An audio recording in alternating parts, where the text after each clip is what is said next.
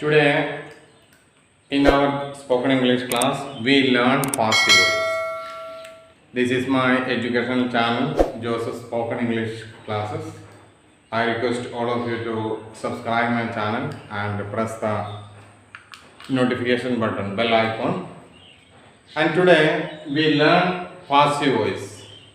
Passive voice सीखना बहुत ज़रूरी है इंग्लिश स्पीकिंग के लिए। जिस तरह हम लोग अन्य टेंसेस 12 टेंसेस सीख लिए हैं, उसी तरह पासिव वॉइस भी सीखना जरूरी है। अब पासिव वॉइस का भी पूरा टेंस का पासिव वॉइस एक एक कर आप लोगों को समझाया जाएगा। पहले हम लोग प्रेजेंट इंडेफिनिट टेंस यानी सिंपल प्रेजेंट टेंस से शुरू करेंगे। और वर्ब दो प्रकार का होता है। वर्ब दो प्रकार का है, एक है ट्रांसिटिव वर्ब, दूसरा है इनट्रांसिटिव वर्ब। अब ट्रांसिटिव वर्ब क्या है, इनट्रांसिटिव वर्ब क्या है, आप लोगों को मैं समझाने जा रहा हूं। ट्रांसिटिव वर्ब है जिसका पासिव वॉइस बन सकता है। इनट्रांसिटिव वर्ब है जिसका पासिव वॉइस वाक्य नहीं बन सकता है। उदाहरण के लिए go, I go to school. I go to school का मतलब है मैं विद्यालय जाता हूं। और जैसे ट्रांसिटिव और इनट्रांसिटिव, पासिव वॉइस और एक्टिव वॉइस का फर्क मैं समझाने जा रहा हूं। मैं एक आम खाया, नहीं तो मैं एक आम खाता हूं, तो आम मेरा द्वारा खाया गया। मैं एक सांप को मारा, सांप किसका द्वारा मारा गया, मेरा द्वारा मारा गया। तो उस तरह का वाक्य को हम लोग ट्रांसिटिव वर्ब में है, क्योंकि वो पासिव वॉइस बन सकता है। लेकिन आई गो टू स्कूल, यहाँ स्कूल इज गॉन बाय मी, मेरा द्वारा विद्यालय चला गया, ये तो वाक्य बनता नहीं है।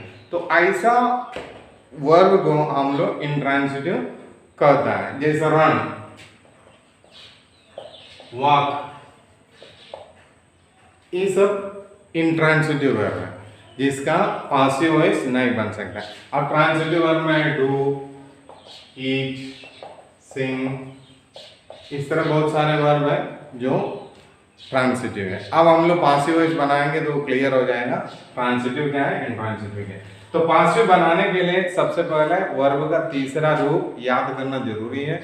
जैसे हम फॉर्म्स ऑफ द वर्ब में आप लोग को बताया गया कि there are 3 forms of mostly we have to learn them. आपको उसको याद करना पड़ेगा। वो 3 फॉर्म्स ऑफ द वर्ब है। जैसे पहला है प्रेजेंट में प्रयोग होने वाला, उसको base form of the verb कहा जाता है। दूसरा है past form of the verb जो पास्ट टेंस में प्रयोग होता है। और तीसरा है पास्ट पार्टिसिपल, यानी वो परफेक्ट टेंस में और पासिव वॉइस में प्रयोग होता है। तीसरा रूप है, यहाँ हमें तीसरा रूप का उपयोग है। जैसे हम कुछ उदाहरण एग्जाम्पल दे रहे हैं। She Yeats a mango, she Yeats a mango, mango आम किसने खाया है, शी। तो इसमें हम लोग क्या करते हैं, पासिव वॉइस बनाने के समय ए मैंगो सब्जेक्ट के रूप में आएगा। ए मैंगो किसने खाया, इज ईटन, ई वर्ब का तीसरा रूप है, इज ईटन बाय हर, इसका ऑब्जेक्टिव केस बन जाएगा हर। इस तरह हम लोग इसको पासिव वॉइस में बदल सकते हैं। और एक और उदाहरण, they write a letter, they write a letter, a letter is written by them। यहाँ ए लेटर एवजन है, इसलिए इस प्रयोग होंगे। अब इसी सेंटेंस को बहुवचन करके देखते हैं। They write letters, they write letters. यहाँ लेटर्स बहुवचन है, इसलिए लेटर्स आर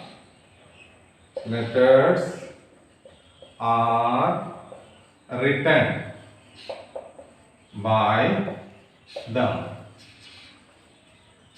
मैं आप लोगों को सबको I have taught you in the earlier classes about the cases. Nominative case, possessive case, objective case. I, nominative case.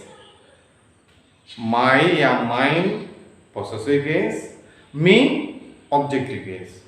उसी तरह she, her, her. He, his, him. तो इसमें ऑब्जेक्टिव केस का प्रयोग होगा। जितना भी प्रोनाउन दिया हो सब्जेक्ट में, यहाँ सब्जेक्ट शी है, शी का ऑब्जेक्टिव केस है हर। यहाँ दे है, दे का ऑब्जेक्टिव केस है दम। अगर आई है तो क्या, I sing a song, I sing a song. A song यहाँ ए वचन है, इसलिए a song is sung by, I का ऑब्जेक्टिव केस है मी। देखिए इज सम, क्योंकि यहाँ ए सॉन्ग एक वजन है, इसी वजह से क्या होएगा, ऑब्जेक्टिव केस है मी और यहाँ इज आएगा। तो इसका स्ट्रक्चर ऑफ द सेंटेंस कैसे होगा? Structure of sentence, object of the sentence become the subject, यानी ऑब्जेक्ट यहाँ लिखेंगे। ये जो ऑब्जेक्ट है, जैसे यहाँ she eats a mango, she subject, eats verb, a mango object है, ए मैंगो। सबसे पहले हम लोग को ऑब्जेक्टिव को लाना पड़ेगा, वो बन जाएगा subject of the passive sentence. यानी एक्टिव सेंटेंस का ऑब्जेक्ट पासिव सेंटेंस का सब्जेक्ट में आएगा। यहाँ क्या है ऑब्जेक्ट, तब तो ये मैंगो है।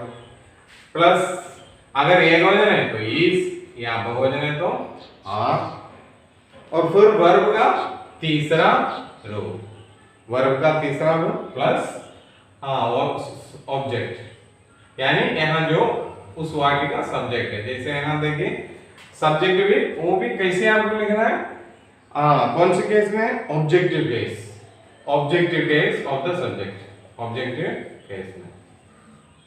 यही है इसका नियम। यानी पासिव वॉइस बनाने का से, पासिव वॉइस से एक्टिव, सॉरी एक्टिव वॉइस से पासिव वॉइस में बनाने का समय हम लोग क्या करेंगे, ई पासिव वॉइस में बनाने के लिए ई एक्टिव वॉइस है, ई पासिव वॉइस है। ई एक्टिव वॉइस का सब्जेक्ट बन जाएगा पासिव वॉइस का ऑब्जेक्ट ऑब्जेक्टिव केस में।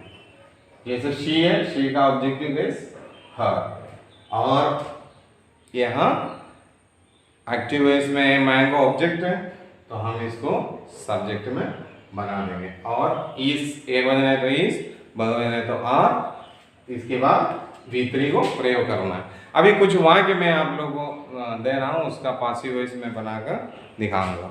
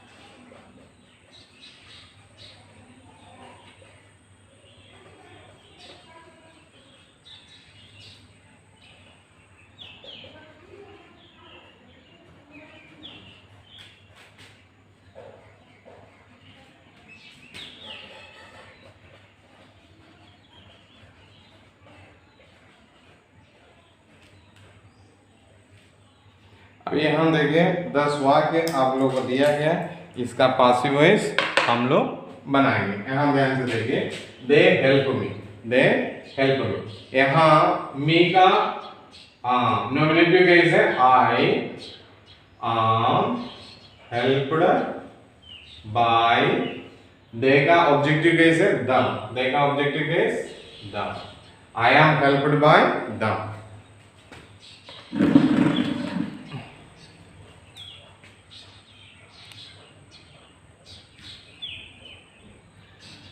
We sing song. We sing songs. Songs are sung by, we का ऑब्जेक्टिव केस us, we का ऑब्जेक्टिव केस है us. Songs are sung by us. अभी she writes letters. Letters बहुवचन है इसलिए letters are written by, she का objective case her. They called us.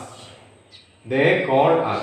Us का nominative case we are called by them. My friends read stories. Stories second क्या है बहुवचन, इसलिए हमें stories are read का तीसरा है स्पेलिंग तो रीड READ है लेकिन उसको पढ़ेंगे प्रेजेंट पास्ट पार्टिसिपल में, इसको पढ़ेंगे तीसरा है read by my friends. Sheela eats a mango, a mango एक वजन है इसलिए ए मैंगो इज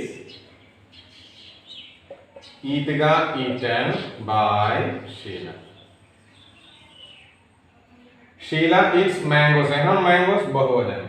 देखिए यही फर्क दिखाने के लिए हमने दिया है, सेम वाक्य है लेकिन यहाँ मैंगो है मैंगोस है। Mangoes are eaten by Sheela. I help her, I help her, अगर यहाँ ऑब्जेक्टिव केस में है इसको हम लोग नॉमिनेटिव केस में ये सीखना पड़ेगा। Objective case nominative case, her का नॉमिनेटिव केस है she is helped by, I का ऑब्जेक्टिव केस है me, helped by me. She gives me a pen, she gives me a pen. तो यहाँ दो ऑब्जेक्ट है, एक मी है एक ए पेन। ये आप लोगों को समझाने के लिए ऐसे वाक्य हमने दिया। कोई कोई सेंटेंस में दो ऑब्जेक्ट है, she gives me a pen तो वह मुझे एक कलम दिया, तो यहाँ दो ऑब्जेक्ट बनता है। तो आप या तो मी को आई बना दीजिए या ए पेन को सब्जेक्ट बना दीजिए, तो दोनों सेंटेंस हम लोग लिखेंगे, दोनों सही होगा। A pen is given me by her. देखिए एक तरह ऐसे बनेगा, a pen is given me by her, और दूसरा तरह आई एम, आई इसमें ऑब्जेक्टिव केस को हम लोग नॉमिनेटिव केस में बदलेंगे। I am given a pen by her. यहाँ देखिए पहले मी था तो यहाँ पेन हो गया। तो इस तरह करके ऐसे वाक्यों को दो ऑब्जेक्ट जहाँ है दोनों ऑब्जेक्ट को आप सब्जेक्ट बनाकर सेंटेंस को पूरा कर सकता है। इस पे ध्यान दीजिएगा कि इस तरह इसको दो तरह बना सकते हैं। दे हेल्प अस, अस का नॉमिनेटिव केस है we are helped by the. इस तरह हम लोग सारी वाक्य को पासिव वॉइस में बना दिया है, एक्टिव वॉइस से पासिव वॉइस में बना दिया है। अब जो है इंट्रोगेटिव और नेगेटिव को भी पासिव वॉइस में बनाने के लिए सीखना है, इसलिए आप लोग जो बोर्ड में दिया है एक बार उसको समझ लीजिए। 5 मिनट का टाइम दिया जाएगा, इसके बाद आपको